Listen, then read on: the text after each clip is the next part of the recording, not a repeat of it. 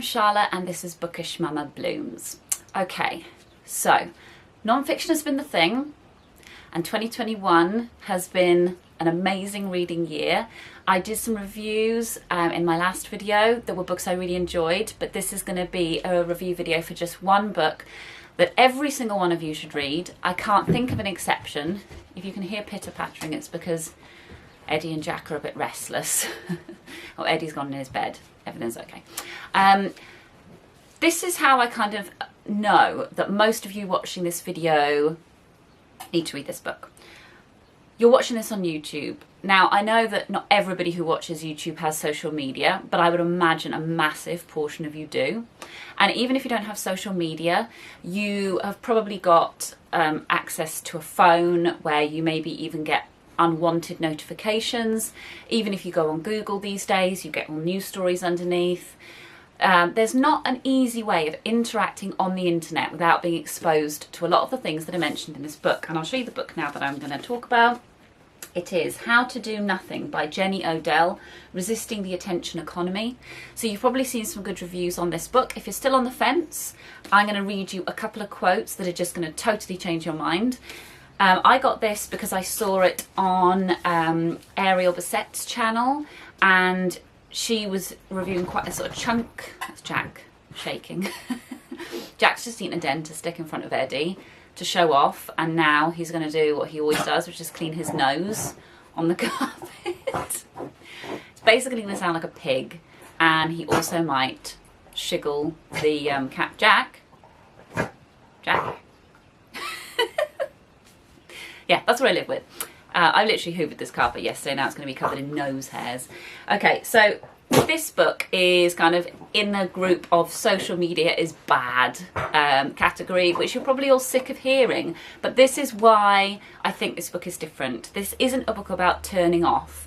And I did see a few Goodreads reviews that were negative because they thought it was a book about unplugging, and then they were like, well, you know, that's not what it did. It did like so much more than tell you how to unplug that I fail to see how anybody who's read it cover to cover could not be wildly impressed. Like, even if you approach this book thinking, I've got to get off social media and I just don't know how to do it, I mean, you just turn it off. But, you know, that's just, you know.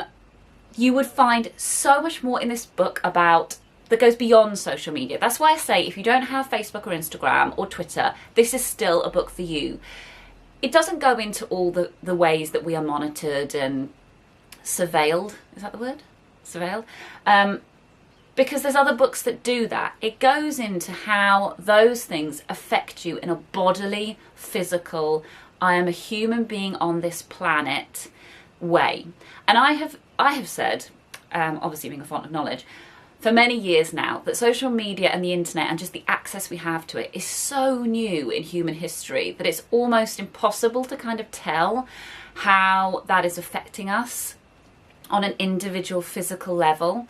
So this book for me is a beginning. I mean, maybe there are other books out there that deal with the facts and figures, you know, the drag down thing that made everybody addicted to Twitter and, you know, how many hours we spend on the internet. There are other books that do that. There's definitely other websites, but this book deals with how to exist on social media and on the internet, but how to resist giving it that attention.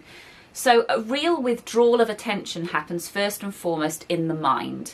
What is needed then is not a once and for all type of quitting, but ongoing training, the ability not just to withdraw attention, but to invest it somewhere else, to enlarge and proliferate, I hate that word because I can't say it, proliferate it, to improve its acuity. We need to be able to think across different time scales when the mediascape would have us think in 24-hour or shorter cycles. I mean, that is just so, you know, you go onto the internet, there's a news story, boom, you might never see anything about that again. You know, it's broken down into these chunks of mostly fear and terror.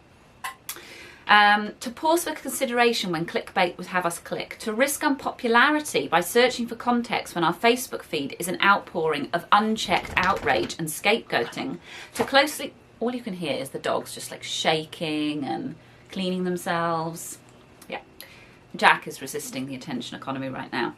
To closely study the ways that the media and advertising play upon our emotions, to understand the algorithmic versions of ourselves that such forces have learned to manipulate, and to know when we are being guilted, threatened and gaslighted into reactions that come not from will and reflection, but from fear and anxiety. And you kind of, I feel that this idea of clickbait and things that create fear and anxiety are associated with the far right and are associated with this kind of Trump, Brexit, fake news type stuff. But actually what she is saying is it doesn't even necessarily need to be an untrue news story or an untrue thing, but that the mechanisms by which the news outlets share that, and by which you see things coming up on Facebook and coming up on Twitter. Jack, you're about to roll into the camera thing.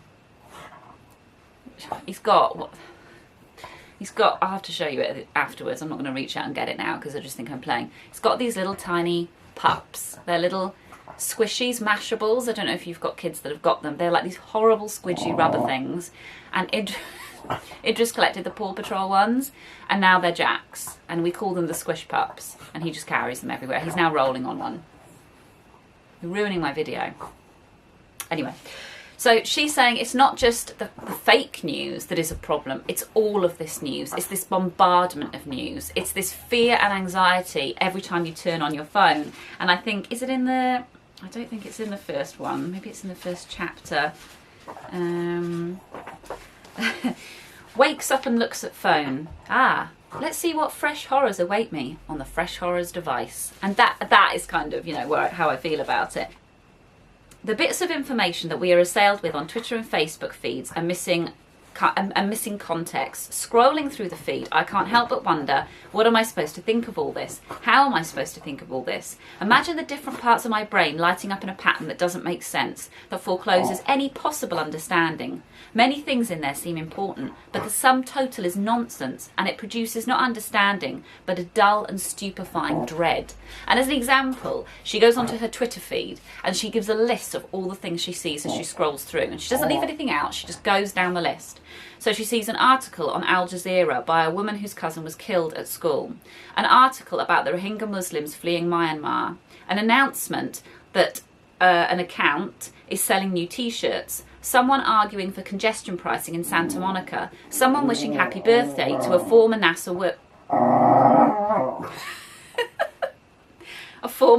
worker, a video of NBC announcing the death of Senator McCain, photos of Yogi Bear mascot statues dumped in a forest. Do you know what I mean? This is nothing that we should be surprised about, because this is what we all see every single day. This mishmash that, especially for black people, is really traumatizing to just be clicking through your stories and suddenly there's another video being shared or another, hopefully he'll stop growling now.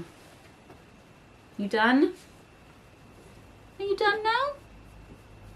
Yes, I think he's covered in mud. Anyway. We're talking about books, Jack.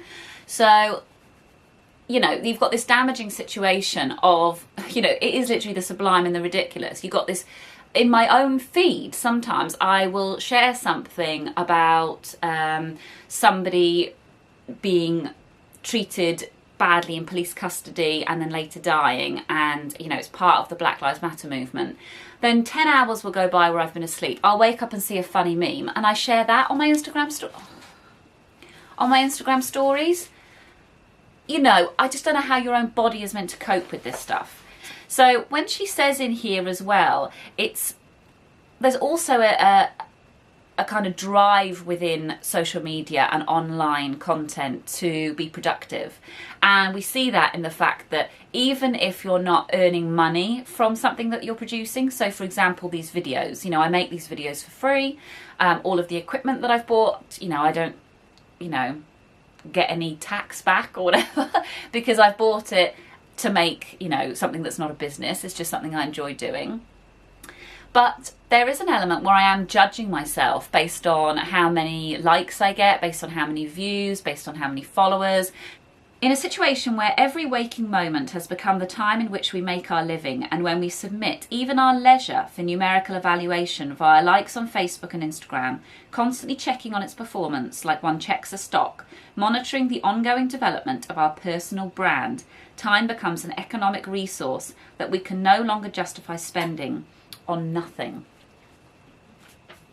I mean, that is so true. You know, I think BookTube is maybe one of those few areas where we are talking about something where we have sat down to do nothing. And by nothing, she doesn't mean to sit and staring into space.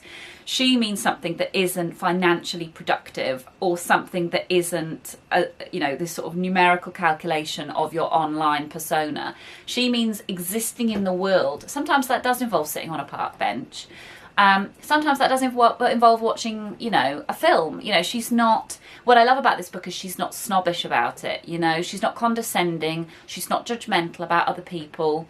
She's trying to find a middle ground where, instead of actually just giving it up and going and living in a cabin in the woods, you're still in that online world, but you're resisting the attention that it is demanding from you, and that involves almost doing nothing. You know, reading is something you can do for yourself, but even that, actually saying that, even that doesn't quite resist this idea of the attention economy, because we set ourselves these reading goals, you know, and some of my favourite YouTube accounts set themselves a purposefully low goal, because actually, you know, it is the quality and not the quantity. So it's interesting that this idea of gaining something, of amassing something, of climbing up, you know, of producing, is even there in the act of reading. So one thing she says here is, instead of looking for productivity, you know, instead of looking for creating more, and this idea of, and that involve, I mean, I suppose that could involve the idea of book hauls and stuff like that. But she says that in this capitalist value system, and she talks about capitalism loads, which you know is my jam. To do this means refusing the frame of reference, in this case the frame of reference in which value is determined by productivity, the strength of one's career and individual entrepreneurship. This is the bit I love. It means embracing and trying to inhabit a somewhat fuzzier or blobbier idea of maintenance as productivity, of the importance of non-verbal communication, and of the mere experience of life as the highest goal. It means recognizing and celebrating a form of the self that changes over time, exceeds algorithmic description, and whose identity doesn't always stop at the boundary of the individual. It's just so exciting to read. When I was reading it, I was just stopping all the time to read bits to Stephen, which, you know, he's very understanding about it, but it must be very annoying to have somebody reading those little bits with very little context and interrupting whatever it is that he's doing at the time, because I'm like, no, you've got to listen to this bit, it's so amazing. Anyway, I could talk about this book forever. I don't know how long I've been talking, maybe 15 minutes, but it's quite a lot of time on one book. But I'm going to leave you with this, because this is a bit that really spoke to me, and I feel like if you're still not 100% convinced, then this is the thing that's going to push you over the edge. So she does talk about getting back to nature, but she doesn't do it in this really frustrating, privileged way of, we've all, you know, like I say, we've all got to abandon everything and go and live in the woods, and we've all got access to woods, and it's just a totally normal thing to be able to just nip down into a woodland or to a, you know, the seaside. We can't all do it. You know, I'm in a privileged position where I can do that. But even so, I think I found joy in nature when I lived in the city. You know, that's perfectly possible. And she talks about going to parks and how important parks are. You're going to be super passionate about parks when you finish this book. So anyway, she says here that the way that she wants to relate to physical space, which is one of the things that goes on through the book, this idea of connecting to your local community, to your local space, to the people who are actually right next to you in a physical world, and not somebody who your algorithm has shown you on the other side of the world. As wonderful as those friendships can be, when it comes to she actually says, when it comes to a crisis, the person that you've made friends with in Australia is not going to be able to help you get, you know, buy a loaf of bread, whereas your neighbour is. And that could not be more true in a pandemic. I mean, how many of us have turned to our neighbours and really seen value in our neighbours at this time? I know I have. For the first time ever, I am really in touch with my neighbours, you know, and I stop and talk to them at a social distance because we need each other, you know. That to me is really, it's become obvious. Her work, you know, she wrote this before the pandemic, and there's, you know, there's truth in her words. So she talks about the local area, she talks about being part of nature, and she says, it is vital reminder that as a human I am heir to complexity, and that I was born and not engineered. And that's why when I worry about an estuary's diversity, I'm also worrying about my own diversity, about having the best, most alive parts of myself paved over by a ruthless logic of use. When I worry about birds, I am also worrying about watching all my possible selves go extinct. And when I worry that no one will see the value of these murky waters, it is also a worry that I will be stripped of my own unusable parts, my own mysteries, and my own depths. I mean, that to me, that's it, sold. I want to read it again. I think I will read it. Crikey. I think I will read it again this year, and I thoroughly encourage you to do so as well. If you have read it, please let's discuss in the comments. If you related to any of those things that I said about this idea of the internet affecting you in a bodily, physical way, please, we've talked about loads of stuff in this video, so there's loads of stuff that we can discuss down in the commenty bit. I look forward to doing so. I hope you're all well. I'll try and shift this dog off me now so that I can take my thumbnail picture and I will speak to you soon.